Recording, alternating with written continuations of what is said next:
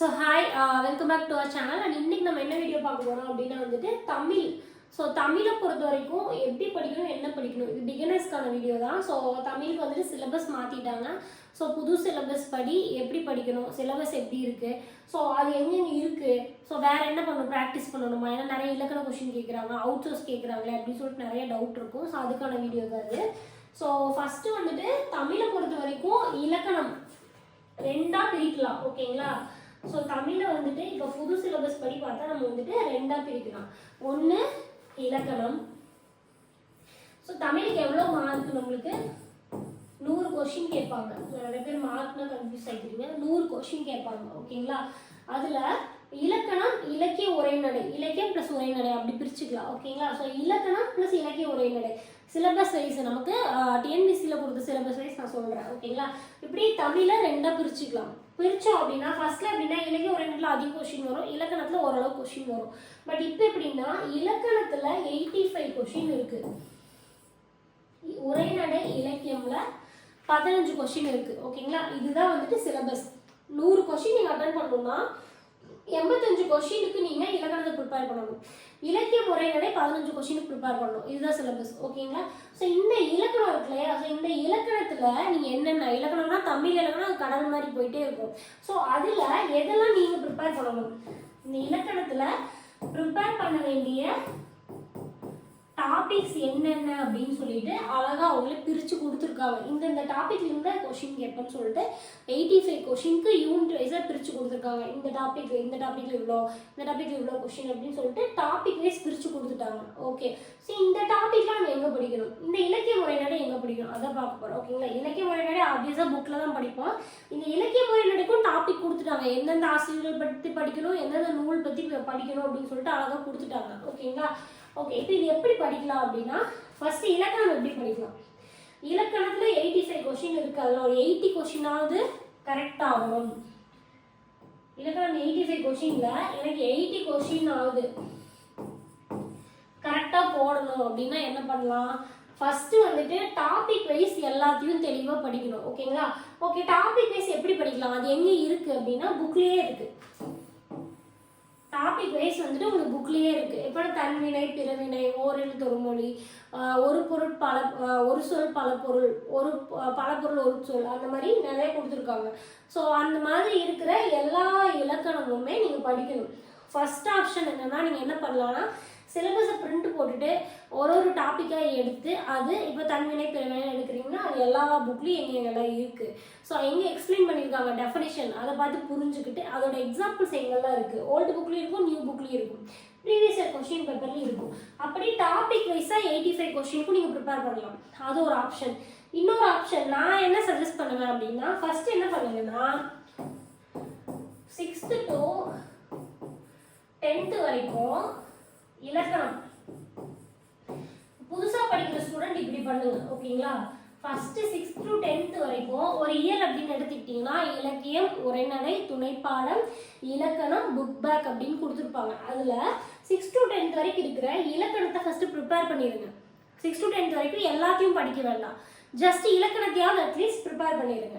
ஏன் இதை நான் சொல்றேன்னா டாபிக் வைஸ் படிக்கணும்னா பிகினர்ஸ் ஃபர்ஸ்ட் இப்போ தன்வினை பிறவினை படிச்சுருவாங்க இந்த வாரம், நீங்கள் எங்கே போய் படிப்பீங்க, எங்கே இருக்குன்னு தெரியுமா, ஃபர்ஸ்ட் தன்வினை பிறவினைன்னு என்னன்னு தெரிஞ்சாதானே புக்கில் அங்கே ஒரு எக்ஸாம்பிள் கொடுத்தா ஓகே இது தன்வினை பிறவினைக்கான எக்ஸாம்பிள், இதை ப்ராக்டிஸ் கொஸ்டினாக நம்ம எடுத்து ப்ராக்டிஸ் பண்ணோம் அப்படின்னு தெரியணும். பட் அது எங்கே இருக்குன்னு நமக்கு தெரியாது. அதுக்கு தான் நான் என்ன சொல்கிறேன், 6th to 10th இலக்கணத்தை படிச்சிடுங்க.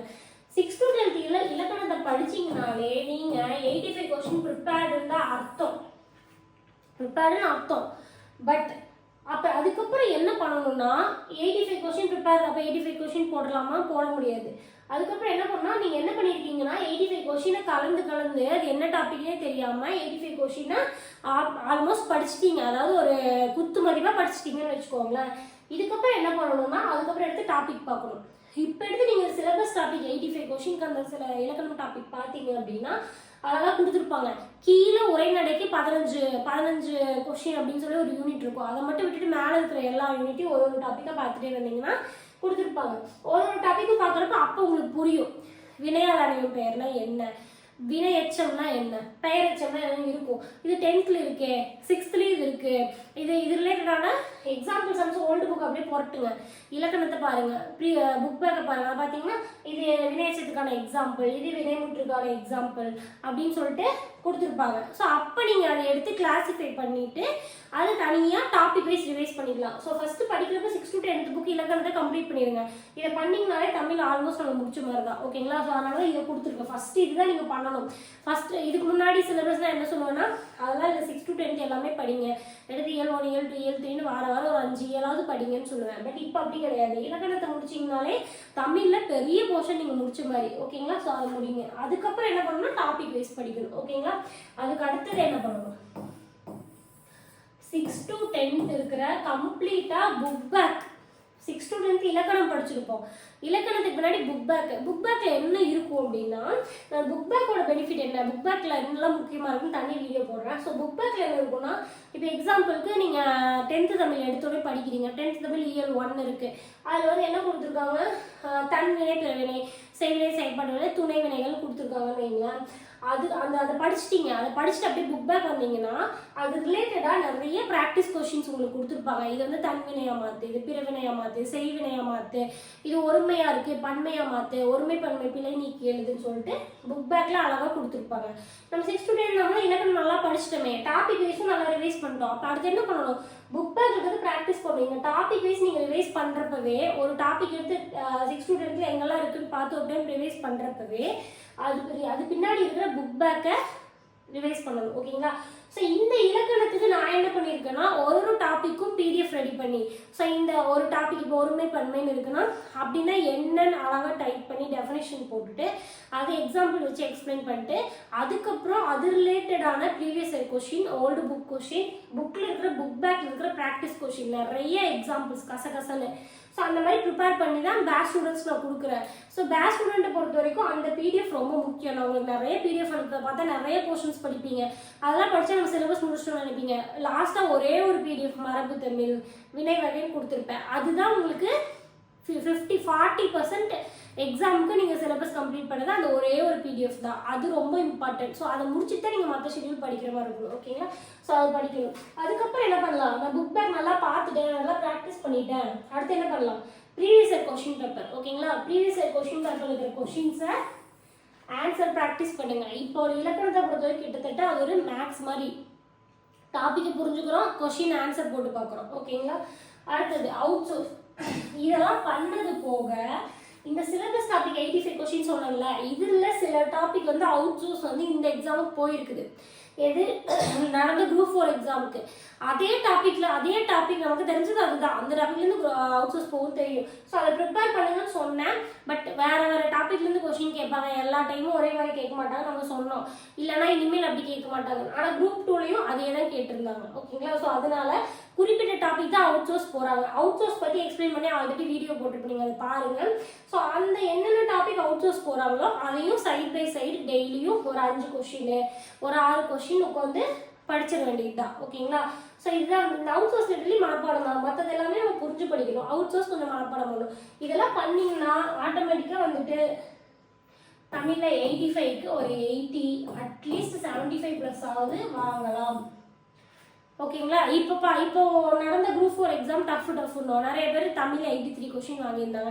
இந்த 85க்கு ஒரு 75 வாங்கிட்டு அந்த உரைநடையில் ஒரு 10 கொஸ்டின், ஏன்னா அந்த மனப்பாடம் நான் அதுலேருந்து கேட்டால் ஓரளவுக்கு போட முடியும். அதில் ஒரு 10 கொஸ்டின் போட்டால் முடிஞ்சா.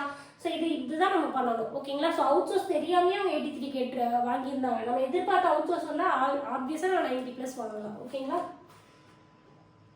அடுத்தது இது சொல்கிறதுக்கு எதுவும் இல்லை. அந்த 6th to 10th வரைக்கும் இருக்கிற இலக்கிய உரைநடை படிச்சுக்கோங்க. நிறைய பேர் பாரதியார்லாம் இப்போ நீக்கிட்டாங்க, அதெல்லாம் ஏன் படிக்கணும் அப்படின்னு கேட்பீங்க. தமிழ் ரிலேட்டடான கொஸ்டின் கேட்குறப்போ, தமிழ் ரிலேட்டடான டாபிக், தமிழ் இலக்கியங்கள் பற்றிய டாபிக், அந்த மாதிரி சில நிறைய டாபிக் வந்து மொட்டையாக கொடுத்துருக்காங்க. ஸோ அது ரிலேட்டடாக கேட்குறப்ப நான் வந்து பாரதியாரை பற்றி கேட்கல, தமிழை பற்றி பாரதியார் என்ன சொல்லியிருக்காங்க தமிழை பற்றி கேட்டேன். எப்படி செய்வினை செயல்பாட்டு வினை. ஓகேங்களா? ஸோ செஞ்சவங்களை பற்றி பேசலாம், அந்த பொருளை பற்றி நான் கேட்டேன் அப்படின்னு கூட சொல்ல வாய்ப்பு இருக்குது. அதனால 6 to 10th இருக்கிற எல்லா இலக்கிய முறைநடை படிச்சுக்கோங்க. மனப்பாடம் தான் இது ஃபுல்லாக. இந்த 15 கொஸ்டின் வந்து நம்ம மனப்பாடம் பண்ணுற மாதிரி தான் இருக்கும். இது நியூ புக் மட்டும் படித்தா போதும். ஓகேங்களா? ஸோ நியூ புக் மட்டும் படித்தா போதும். அது போக இப்போ இலக்கியம்லாம் வந்து இப்போ கலிங்கத்து பரணி வந்துட்டு இதில் இல்லை, டாபிக் சிலபஸ் இல்லை, நான் படிக்கலாமா, எக்ஸாம்பிள் சொல்கிறேன், நான் படிக்கலாமான்னா நீங்கள் படிங்க. படிச்சிங்கன்னா அதுக்கு பின்னாடி இருக்கிற அது இருக்கிற வேர்டுக்கான மீனிங் தெரிஞ்சுக்கலாம். ஏன்னா பொருள் கூறுகங்கிறது ஒரு டாபிக், அது இலக்கணத்தில் வருது. அதுக்கடுத்தது அந்த பொருளை பிரித்து இலக்கண குறிப்பு, அதுவும் இலக்கணத்தில் வருது.